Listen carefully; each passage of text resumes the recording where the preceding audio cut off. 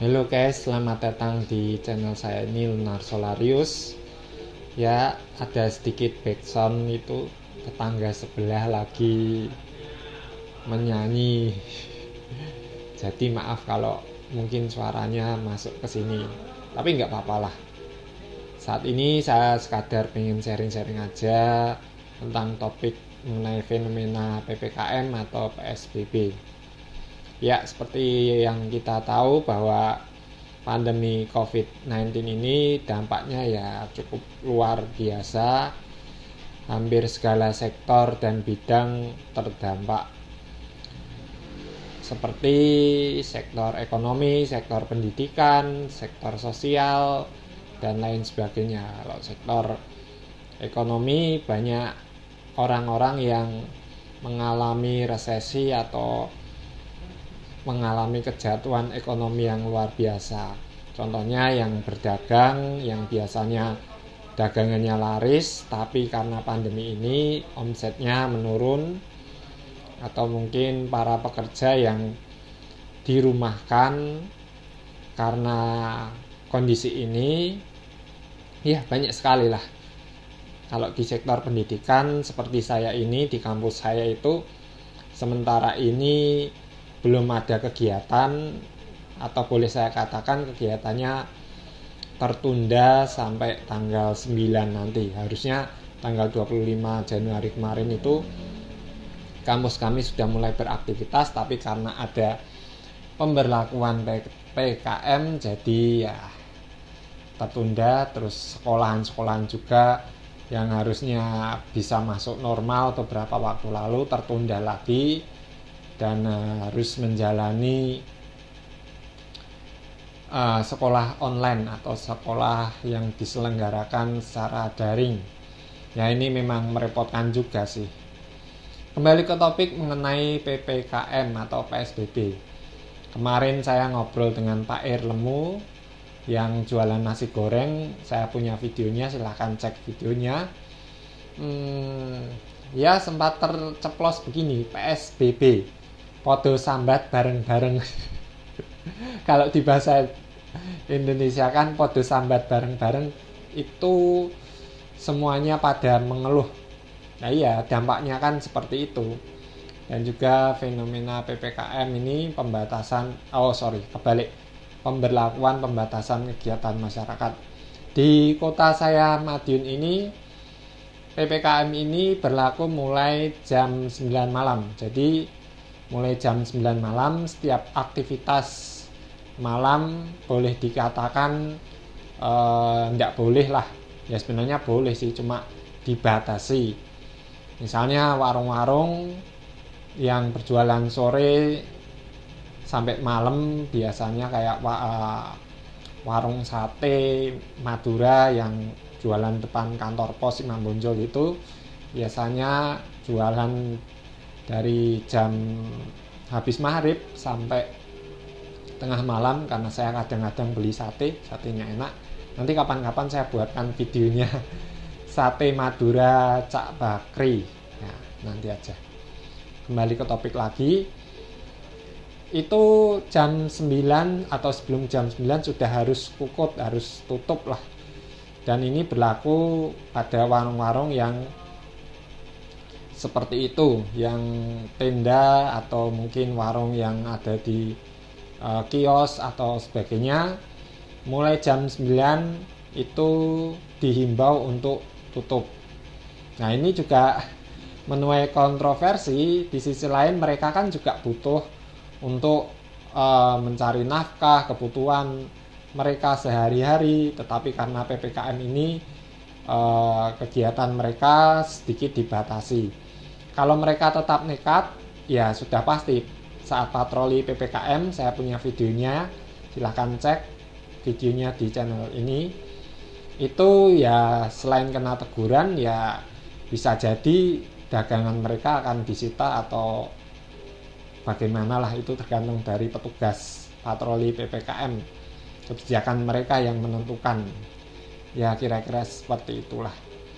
Memang di sisi lain dampaknya ini bagi mereka yang biasa jualan sampai malam itu ya gimana ya, ya omset mereka kemungkinan besar ya bisa turun, terutama angkringan-angkringan yang buka malam itu, yang mereka untuk biasa nongkrong, biasa santai untuk melepas lelah. Tapi karena PPKM ini ya mereka dibatasilah kegiatan mereka. Tapi ini hanya berlaku sampai tanggal 8 Februari nanti. Selepas itu mudah-mudahan jangan diperpanjang lagi, supaya masyarakat di Kota Madiun ini bisa beraktivitas seperti sedia kala. Ya mungkin hal ini agak beda sama nasi goreng Pak R Lemu, langganan saya yang sering masuk channel ini.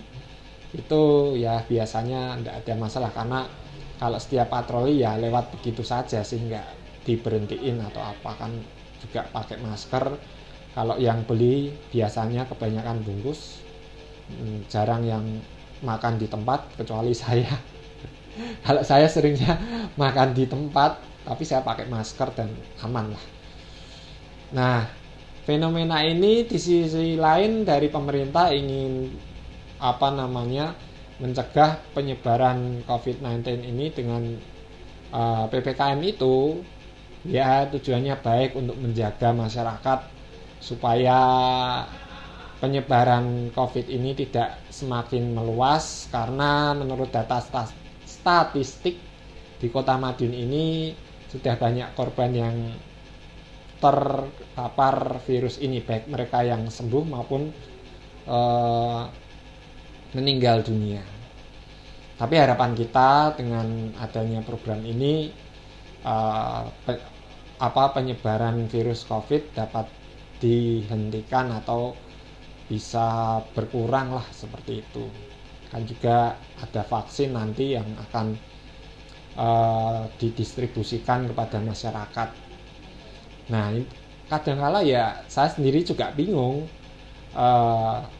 Ada memang beberapa kalangan masyarakat yang mungkin dalam tanda kutip itu bandel, yang sering kali melanggar protokol kesehatan.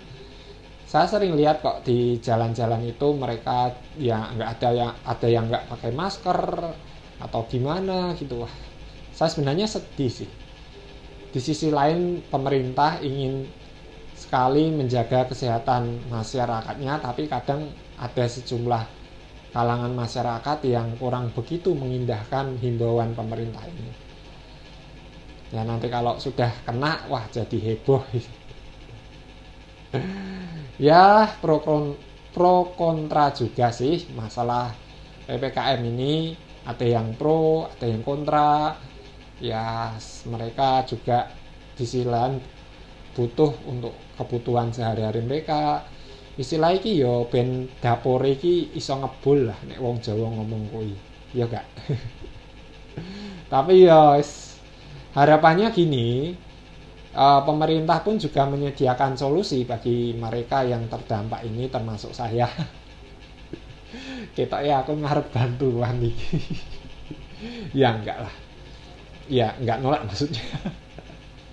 Nah, maksud saya ya dari pemerintah juga memberikan suatu solusi bagi mereka yang terdampak COVID-19 ini, dan masyarakat juga harus memiliki kesadaran dan kedewasaan dalam menyikapi kebijakan pemerintah ini. Toh juga kalau masyarakatnya mematuhi protokol kesehatan, saya rasa tidak mungkin jumlah orang yang dinyatakan positif ini bertambah. Ya itu kembali ke diri kita masing-masing sih. Kalau saya secara pribadi ya tetap mematuhi protokol, kecuali kalau bikin video ini pakai masker nanti suaranya udah kok begini. Kan aneh bikin video pakai masker nanti suaranya kayak gini. Jadi saya kembalikan ke opini kalian semua. Kalau kalian beropini pro kontra, ada yang pro ada yang kontra mengenai PPKM, PSBB, kebijakan pemerintah dalam penanganan COVID-19 ini, silahkan tulis di kolom komentar, asalkan no offensive. Ya, kritik yang membangun itu justru malah lebih baik. Ya, kita tanggapi saja secara positif opini-opini kalian ini. Jadi bisa beropini lah di kolom komentar saya ini seputar pro dan kontra PPKM. Mungkin ada yang pro, ada yang kontra, silahkanlah. Debat ringan tidak apa-apa, tapi jangan sampai debat terlalu berat, nanti bisa repot channel ini, video ini.